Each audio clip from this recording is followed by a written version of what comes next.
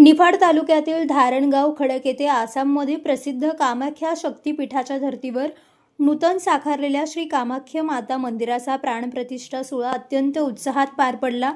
या सोहळ्यामुळे निफाड तालुक्याच्या धार्मिक वैभवात मानाचा तुरा रोवला गेला असून भाविकांची दर्शनासाठी मोठी मांदियाळी पाहायला मिळाली। या मंगलमयी सोहळ्यानिमित्त मंदिरात श्री कामाख्या माता दशमहाविद्या, नवनाथ बडेबाबा मच्छिंद्रनाथ, महामाया तिलसिमिया यक्षिणी आणि शिव मंदिरातील मूर्तींची शास्त्रोक्त पद्धतीने प्रतिष्ठापना करण्यात आली आहे। वेदशास्त्र संपन्न ब्राह्मणांच्या मंत्रोच्चाराने संपूर्ण परिसर भक्तिरसात न्हाऊन निघाला होता। यावेळी पंचकुंडात्मक शतचंडी याग, नवचंडी यज्ञ आणि रुद्राभिषेक असे विशेष अनुष्ठान पार पडले।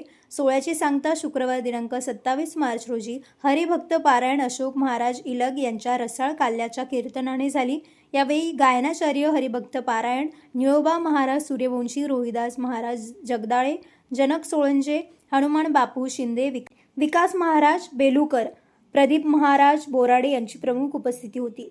पीठाधीश्वर गणेश जयराम जगताप महाराज, छाया जाधव, श्रद्धा जगताप व समस्त जगताप जाधव परिवाराने या सोहळ्यासाठी विशेष परिश्रम घेतले।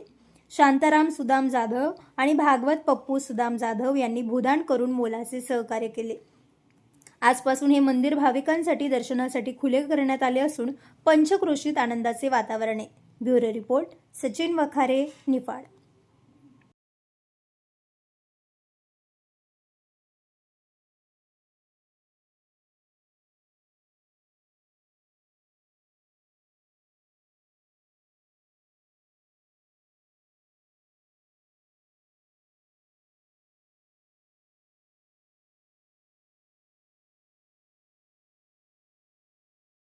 जनतेसाठी मंदिर खुलं करण्यात आलेलं आहे।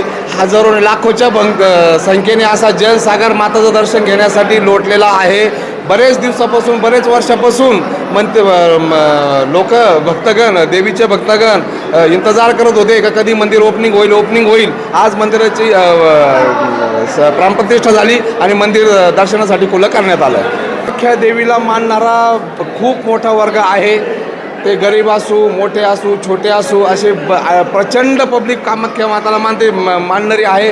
कारण कामाख्या मातेचं सत्व तसं आहे, त्याच्यामुळे भरपूर पब्लिक कामाख्याला मानती। ते कुठून म्हणजे पूर्ण असं मला तर अपेक्षा आहे का महाराष्ट्र नाही पण पूर्ण देशातून लोक येतील। कामाख्या माताचं गुवाहाटीनंतरचं, माझ्या मते गुवाहाटीनंतरचं महाराष्ट्राचं पहिलंच मंदिर आपलं आहे।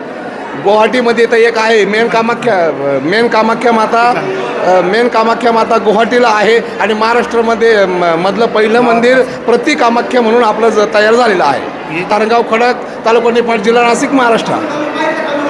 खरं तर आज भक्तांसाठी हा महाकुंभमेळ्यासारखा महापर्व आहे। धारणगाव खडकमध्ये जे गणेश बाबांनी जे काही गुवाहाटीला जे काही कामाख्या मातेचं मंदिर होतं ते आज भारतातली पहिली शाखा होती आणि भारतातली दुसरी शाखा त्यांनी धारणगाव खडक, नाशिक, महाराष्ट्रामध्ये पहिलं असं कामाख्या मातेचं मंदिर आणि बडेबाबाचं मंदिर उभारून भक्तांसाठी एक इथं माझ्या माहितीनुसार तर बऱ्यापैकी महाराष्ट्रातील बरीचशी जनता जी गुवाहाटीला पोहोचू शकत नाही, ते बाबांनी सर्व भक्तांसाठी हे कामाख्या मातेचं मंदिर या धारणगाव खडकमध्ये स्थापन केलेलं आहे। त्याबद्दल मी परिसराच्या वतीनं, सर्व भक्तगणांच्या वतीनं गणेश बाबांचे आणि त्यांच्या चॅरिटेबल ट्रस्टचे शतशः आभार व्यक्त करतो की जे महाराजांनी या मातेचं आपल्या सर्वांसाठी दर्शन या ठिकाणी उपलब्ध करून दिलं। बाबांना तर मी खूप खूप शुभेच्छा देईन की सर्व भक्तांना त्यांनी या नाशिक जिल्ह्यामध्ये आणि या निफाड तालुक्यामध्ये खरं तर हे जे काही सुवर्ण संधी उपलब्ध करून दिली कामाख्या मातेच्या दर्शनाची, मी बाबांना शुभेच्छा देतो। ओम नमो आदेश चैतन्य श्री बडेबाबा मच्छिंद्रनाथ महाराज की जय, अवधूत चिंतन श्री गुरुदेव दत्त स्वामी महाराज की जय। खऱ्या अर्थानं मी काय म्हणतो, जो सिंहस्थ कुंभमेळा आहे तो आज या ठिकाणी धारणगाव खडक या ठिकाणी आज जमल्याचं एक अनुभूती या ठिकाणी प्रत्यक्षात आपल्याला पाहायला मिळालं आहे।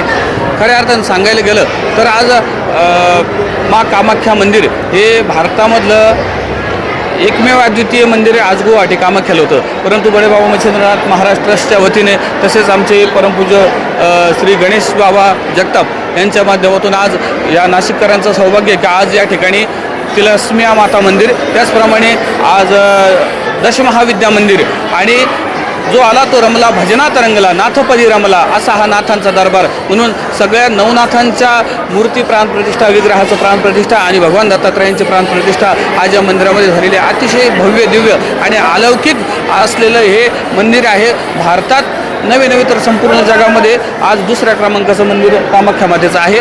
आणि आज सगळा जनसमुदाय पाहता तर सगळ्यांच्या मनोकामनापूर्ती आज कालच या ठिकाणी मूर्ती प्राणप्रतिष्ठा आज पहाटे झालेली आहे. यज्ञ, अन्नदान सेवा असेल, यज्ञ असेल, त्याचप्रमाणे लोकांना ज्ञानदान सेवा असेल, या माध्यमातून सगळ्या भक्तांच्या मनोकामनापूर्तीसाठी उभारलेलं समाज कल्याणाच्या माध्यमातून, एक राष्ट्र कल्याणाच्या माध्यमातून गणेश बाबा जगताप यांनी केलेल्या मंदिराची उभारणी सगळ्या भक्तांना प्रेरणादायी, आशादायी, मार्गदर्शक तसेच भक्तांच्या मनोकामना पूर्ण करण्यासाठी निश्चितच उपयोगी ठरेल. सगळ्या भक्तांनी या कार्यक्रमाचा लाभ घ्यावा ही सगळ्यांना नम्र विनंती.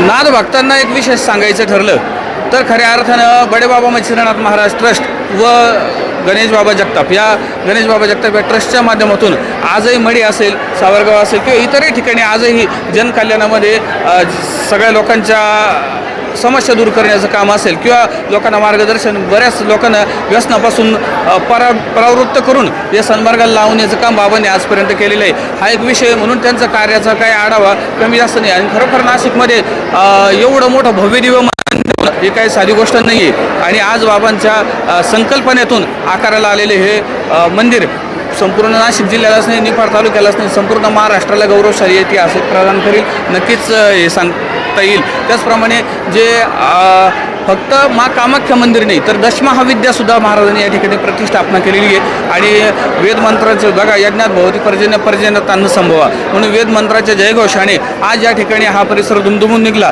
आणि म्हणून पवित्र वेदमंत्राच्या जयघोषात आपले सगळे नवनाथ महाराजांची प्राणप्रतिष्ठा असेल, बडेबाबा मच्छिंद्रनाथ महाराजांची प्राणप्रतिष्ठा असेल, त्याप्रमाणे तिलस्मिया माता मंदिर आणि मा कामाख्या मंदिर आणि संपूर्ण दशमहाविद्या यांची स्थापना या ठिकाणी झालेली आहे. तर निश्चित या सगळ्या संपूर्ण हा जसं 52 शक्तिपीठ आपल्याला सगळं भारत फिरावं लागतो, तर इथं काही जास्त फिरण्याची गरज नाही. सगळ्या गोष्टी एका ठिकाणी बाबांनी आणून ठेवल्या आहे. त्यामुळं निश्चितच भक्तांच्या मनोकामना या पूर्ण होतील हे नाही संशय. आणि जशी जे नाथ भक्तांची संख्या जेवढी जास्त आहे, शिवभक्तांची संख्या जेवढी जास्त आहे, तशीच शाक्त भक्तांची सुद्धा, देवी भक्तांची सुद्धा मोठ्या प्रमाणात संख्या आहे. देवीची नवी तर आदिशक्तीची परंपरेने पूजा अर्चा आणि ते प्रथम वर्ग सुद्धा आहे. म्हणून इथं भेदाभेद जाणे अमंगळ. कारण आज इथं खरं भेदाभेद राहिलाच नाही. कारण नाथ आणि दत्तात्रय महाराज त्याचप्रमाणे देवीची एक शाक्त भक्ती या ठिकाणी आलेली आहे. आणि हा सुद्धा एक सगळ्यांना संदेश दिला जाईल की एक चांगलं कार्य या माध्यमातून होईल अशी अपेक्षा करतो, आशा व्यक्त करतो आणि या ठिकाणी थांबतो.